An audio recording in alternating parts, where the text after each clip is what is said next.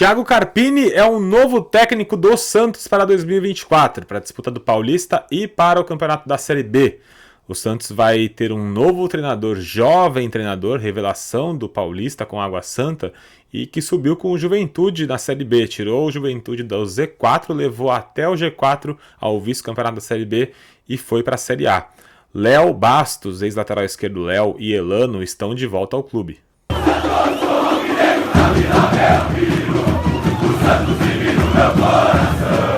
Salve, salve, torcedor santista, eu sou o Luiz Oshiro, esse é o canal Oriente Santista. Vou trazer para vocês mais notícias importantíssimas sobre o Santos Futebol Clube. O Marcelo Teixeira chegou daquele jeito, colocou vários grupos de transição, né? Tem o grupo da parte jurídica, tem o pessoal do futebol, tem o pessoal da ala médica, tem o pessoal do marketing, do financeiro. O Marcelo formou vários grupos, né? O principal braço dele é o Fernando Silva no futebol. O Léo é também um dos braços direitos, né? Vamos dizer assim, do Marcelo Teixeira, nessa transição aí da gestão Rueda para o Marcelo. Falando em Rueda, o Rueda sumiu, simplesmente desapareceu. Né? Ontem ele falou com o De Olho no Peixe e disse que está buscando alternativas para tentar pagar o salário que está atrasado, que cairia no 5º dia útil de dezembro, né? Não só isso, mas as férias e o 13º, então ele está buscando alternativas para fazer esse pagamento e não deixar atrasado. Só que isso deve acontecer com empréstimos, ou seja, quem paga é a próxima gestão. Né? Uma gestão que se vangloriou de bancar tudo, de sempre estar com as contas em dia, salários em dia. No último mês fez tudo de errado o que não fez durante toda a gestão. Enfim, chega de Rueda, vamos falar do Santos a partir de agora. E a gente tem aqui na tela Thiago Carpini. Thiago Carpini é o novo técnico do Santos, mas eu já vou falar do Thiago, vou falar inclusive, fica aí até o fim do vídeo que eu vou falar como jogou o Água Santa e como jogou também o Juventude durante esse ano. E vocês vão entender o porquê do Thiago ter sido contratado, tá? Só não esquece, tá? Chegou agora, é novo no canal, se inscreve aqui no canal, curte o vídeo, tá? Ativa o sininho para quando tiver vídeo ou tiver lives, inclusive live sexta-feira, agora, hoje é dia 13. Dia 15 de dezembro, sexta-feira, às 8 horas aqui no canal Oriente Santista, eu vou fazer uma live com o meia Robert, campeão brasileiro 2002, geração 95. Robert, que hoje é comentarista, vai estar aqui com a gente, vai conversar comigo e com vocês do chat, então venham, participem, sexta-feira, 15 de dezembro, às 8 horas, o Robert vai estar aqui, tá bom? Vamos falar primeiro de Léo Bastos, ex-lateral esquerdo. Está voltando para o Santos, agora com um cargo dentro do futebol. Ele vai funcionar como um conselheiro do Marcelo Teixeira, vai ser aquele cara ali que vai ficar junto com o Marcelo, como se fosse um cara para dar realmente conselhos, para ouvir ali, como se fosse uma voz de experiência para dar algumas soluções para o Teixeira em certas situações. Ele vai estar ali vivendo o clube, vai estar analisando algumas situações durante o dia a dia, né? E com a sua experiência, né, como ex-jogador, como capitão, basicamente, que ele não foi um capitão de fato, mas era uma liderança, né, do elenco, do time do Santos, tanto em 2002 quanto em 2010. Né? Então é um cara importantíssimo para o Santos, como voz, como um líder, né, nato que ele é. E, além de tudo, identificadíssimo com o Santos, né? Um dos ídolos da história do Santos pós-Pelé. Então, se o Marcelo Teixeira der ouvidos ao Léo, porque esse cargo também foi exercido pelo Clodoaldo durante a gestão Rueda, e o Rueda basicamente não ouvia nada que o Clodoaldo falava. Então não adianta ter um cara importante, um cara de nome, experiente do lado, se você não ouve. Né? Agora o Marcelo tendo o Léo do lado dele, ouvindo o Léo é capaz dele ter uma boa gestão. E em certas situações o Marcelo, a gente sabe que ele normalmente coloca muitos nomes ao redor dele, justamente não só para ajudar na gestão, mas a gente conhece o Marcelo, para servir como um pouquinho de escuro também. Então, tendo o Léo lá, a gente tem um pouquinho mais de confiança de que o negócio vai dar certo. Fernando Silva, que já foi também, né, gerente de futebol do Santos, o nome forte do futebol lá na geração 2010, a geração formada no ataque galáctico do Santos, né, com Ganso, Ganso, Robinho, Neymar e André, aquele ataque que passava por cima de todo mundo, Copa do Brasil 10-0, 9-8, com várias goleadas, né, Copa do Brasil e Paulista, né, então foi formado pelo Fernando Silva. e ele volta agora também como um nome forte do futebol. O Elano vai ser um coordenador técnico de transição da base para o profissional. Ele vai fazer assim, basicamente o que ele fez na geração ali do Rodrigo, né? Quando ele assume, né, para ser técnico do Santos, quando ele coloca o Rodrigo para jogar, antes disso ele já estava fazendo essa transição, né, da base para o profissional. Então quando ele assume o time, ele está pronto para colocar o Rodrigo porque ele já entendia como estava a transição desses jogadores, entendia que o Rodrigo estava pronto e colocou, e a gente já sabe que ele realmente estava muito pronto, né? Então o Elano vai fazer essa função de transição, de base para o profissional. Ajudar a molecada, a conversar, dar suporte, trazer profissional, dar aquele suporte do tipo, pô, você está chegando no profissional agora, vai com calma, vamos lá, vamos treinando, faz assim, pô, errou, tenta de novo. Aquela voz de suporte do psicológico, da ajuda, da experiência, do ídolo, de estar do lado do jogador, né, para ajudar.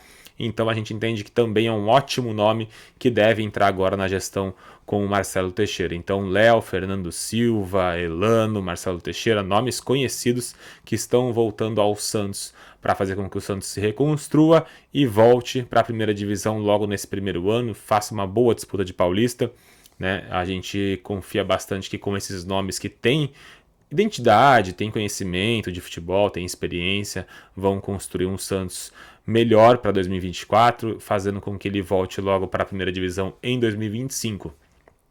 Com toda essa estrutura montada, precisa de um comandante técnico, e esse comandante vai ser Thiago Carpini. Trouxe aqui a matéria principalmente do UOL, mas isso aqui saiu ontem, meia-noite, ontem não, hoje, né, meia-noite, mais ou menos meia-noite e 15, a reunião foi no final da noite, e em primeira mão saiu num portal do GE, primeiro, o acerto das bases salariais, também saiu no UOL, né, a notícia aqui ó, tá dando como meia-noite e meia, e o Felipe Camargo, do De Olho no Peixe, ele estava ao vivo no Esporte por Esporte, durante o intervalo que fica ao vivo no YouTube, ele também já cravou ali ao vivo que estava tudo acertado entre Santos e Thiago Carpini. O que eu também apurei com algumas pessoas que eu conheço, fui conversando um pouquinho, né, é que o Santos vai colocar uma lista de jogadores para ver se o Juventude abate um pouco na multa, né? Então ele vai tentar, o Santos tem um elenco inchadíssimo, vai tentar colocar alguns jogadores à disposição para que o Juventude escolha e abata a multa, né, que tem que pagar. Se por acaso o Juventude entender que ele só quer dinheiro e não quer jogadores, o Santos vai bancar esse 1 milhão e vai pagar a multa de qualquer jeito. Então o Thiago Carpini é realmente o novo técnico do Santos, só falta o anúncio oficial, porque precisa acertar com o Juventude, mas tá tudo certo, o Santos já está decidido a tentar alguns jogadores para economizar, se não der, né, porque além de economizar na multa, ainda economiza na folha salarial, porque vai ter que dispensar alguns jogadores, né, então se por acaso, por fim, precisar pagar, o Santos paga o valor da multa e traz o Carpini para 2024. Bom, vamos falar de Thiago Carpini em campo, tá, principalmente, que é o que interessa a gente. Como jogou o Água Santa no Campeonato Paulista? Se a gente se lembra, o Água Santa era um time muito mais defensivo, principalmente no começo do campeonato, né? Tanto que empata com o Santos em 0-0, né? E a gente fala, pô, o Água Santa não faz gol em ninguém, o Santos não conseguiu fazer gol, não conseguiu ganhar, e aí dali pra frente o Água Santa começa a engrenar, tanto que se classifica empatado em pontos com todo mundo no grupo do São Paulo, né, se classifica contra o São Paulo nos pênaltis, depois se classifica nos pênaltis também contra o Bragantino, foi um time mais defensivo, né? Mas como se posiciona, né? Como se posicionou o Água Santa do Thiago Carpini? Ele colocava 2 volantes e um meia. Esse meia era o Luan, que está no Santos, o Luan Dias. E ele tinha 2 pontas de muita intensidade, que subiam muito para o ataque, no 1 contra 1, mas que recompunham muito também. Então tinha uma linha de 4, lateral direito, esquerdo, 2 zagueiros, 2 volantes à frente dessa linha de 4 e 2 pontas que subiam e voltavam para formar uma outra linha de 4, com 2 linhas de 4 defensivas. Então, numa posição para a gente pegar o elenco do Santos hoje, é como se o Santos jogasse com um lateral direito, por exemplo, o Gabriel Inocêncio na direita, na esquerda o Kevson, na zaga ali o Joaquim e o Messias, linha de 4. A segunda linha de 4 seria com os 2 volantes, então a gente pode pensar ali no Rincon e no Jean Lucas. E aí, na ala esquerda, óbvio que não vão ser esses jogadores, porque eles não sabem fazer isso, mas eu estou só exemplificando. O Mendonça na ponta esquerda, como se fosse um ala esquerdo, e o Braga na ala direita. Eles iriam atacar, mas voltariam e fariam uma recomposição, como se fossem um meia aberto mesmo, para fazer uma segunda linha de 4. E aí na frente ele tem um meia que é mais cerebral, né, que foi o Luan no Água Santa e foi o Nenê no Juventude, para pensar e jogar de uma forma livre, principalmente para armar o jogo. E na frente um centroavante mesmo, né? Que no Juventude foi o Thiago e no Água Santa foi o Bruno Mezenga. E aí no caso do Santos seria o Julio Furt. Então, o Santos vai precisar, lógico, dispensar muitos jogadores, limpar a folha salarial, mas vai precisar contratar jogadores para que realmente o Thiago possa ter uma flexibilidade no sentido de conseguir mudar o esquema tático quando for necessário. Ele pode jogar com 3 zagueiros, porque ele também faz a série de bola com 3. Quando precisa, ele abre seus 2 zagueiros e traz o volante para o meio, que é o que o Rincon fez muito, né, esse ano pelo Santos. E ele sai normalmente com a bola no pé, então o goleiro vai precisar, João Paulo, aprender a jogar um pouquinho com o pé se for o João Paulo goleiro em 2024. Porque ele faz com que o time adversário venha pressionar com linha alta. O Juventude ganhou muitos jogos assim. Ele recuava o time para sair jogando com a bola no pé, e, vamos dizer assim, estilo Diniz. A única diferença é que o Diniz sai tocando, ele faz triangulações, sai tocando por baixo e sai num contra-ataque. Fez isso contra o Santos. Atraía o Santos, né, para fazer aquela pressão em linha alta, dava 2, 3 toques, tinha o campo inteiro aberto e saía arrancando como se fossem adultos contra crianças, né? Já no Juventude, ele tem uma diferença. Ele faz isso para atrair o time e fazer essa saída de bola pelo chão, mas quando ele vê que o time fez essa subida e armou aquele buraco, ele inverte a jogada e faz a virada de jogo. Faz muito isso. Quando não consegue sair por baixo, virada do outro lado. Tá na direita ali, pressionado lateral direita, ele faz a virada lá para a esquerda, e aí o lateral esquerdo e ponta esquerda sobem com a bola para fazer aquela pressão, principalmente naquele campo que está mais aberto, porque todo mundo foi pro lado direito pressionar. Então o time do Thiago Carpini, ele joga muito com inversão de jogadas também, principalmente isso. E a saída pelas alas, né? Sempre pelas alas. Sabe no tênis, aquela bola paralela, que a bola vem, o cara bate e a bola vai paralela? Os laterais fazem muito isso, são laterais construtores com o Thiago Carpini. Então, para mim, Kevson, que joga na correria, pode funcionar, porque ele bate pela lateral e corre também. Então ele bate e vai fazer aquele 1-2, corre e aparece, que a gente chama no futebol, né? Toque aparece, toque aparece. Na direita vai precisar de um cara que faça isso. Ninguém no Santos faz isso hoje. O Braga põe na frente e sai correndo. Precisava de um cara no estilo antigo do Vitor Ferraz. Aquele cara que bate na bola paralela e já aparece, ou em profundidade ou pelo meio para receber de volta. Então é muita bola paralela também com os laterais, justamente para poder pegar essa bola em velocidade, ou quando ela é invertida ou quando está apertado.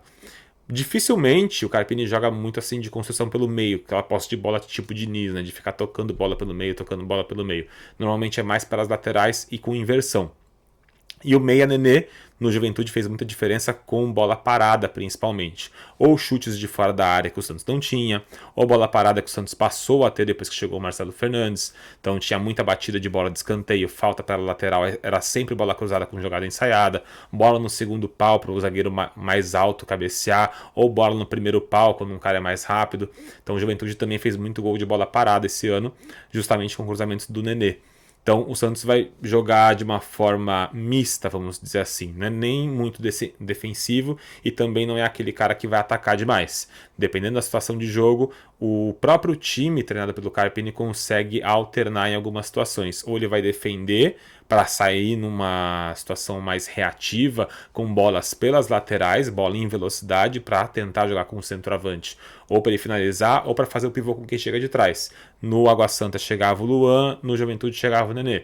Ou nessa saída rápida de inversão de bola com posse, tocando bola, fazendo inversão. E acredite se quiser, quem fazia muita inversão desse tipo era Danilo Boza. Danilo Boza cresceu muito na mão do Thiago fazendo esse tipo de inversão. Então quando apertava, ele dava aquele toquinho para a direita e fazia a inversão, tipo o Maicon fez no Santos, só que com mais qualidade, com mais assertividade, sem aquele chutão aleatório para cair em alguém e ganhar uma segunda bola, né?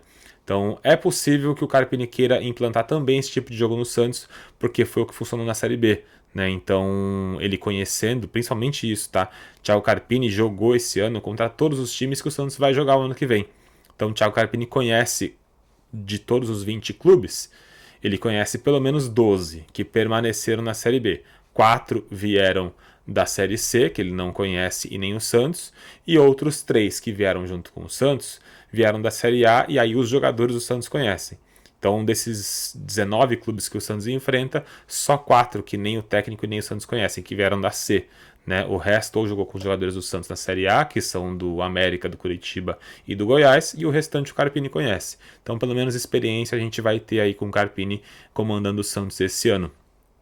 Eu fiquei bem feliz com o acerto do Carpini, acho que é um acerto da gestão, mais um acerto, tá? Eu não gosto de ficar falando de acertos demais, porque parece estar puxando o saco do Teixeira, mas esse começo, né, a fala dele sobre a camisa 10, a aproximação com o Neymar, a aproximação com o Léo, com o Elano, o Fernando Silva voltando também a ser um dos nomes fortes do futebol, né? O contato do Teixeira, por enquanto, até agora com a imprensa, de deixar as coisas mais claras, de falar, vamos dizer assim, a forma que ele se porta nas entrevistas, para quem teve Rueda durante 3 anos, é uma diferença absurda.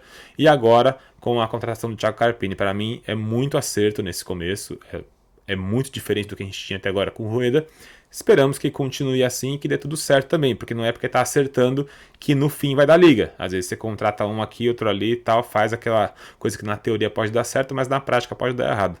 Então, que dê tudo certo, né? Não esquece, se inscreve aqui no canal, ativa o sininho, curte o vídeo, tá? E principalmente ativar o sininho para você ser notificado quando começar a live.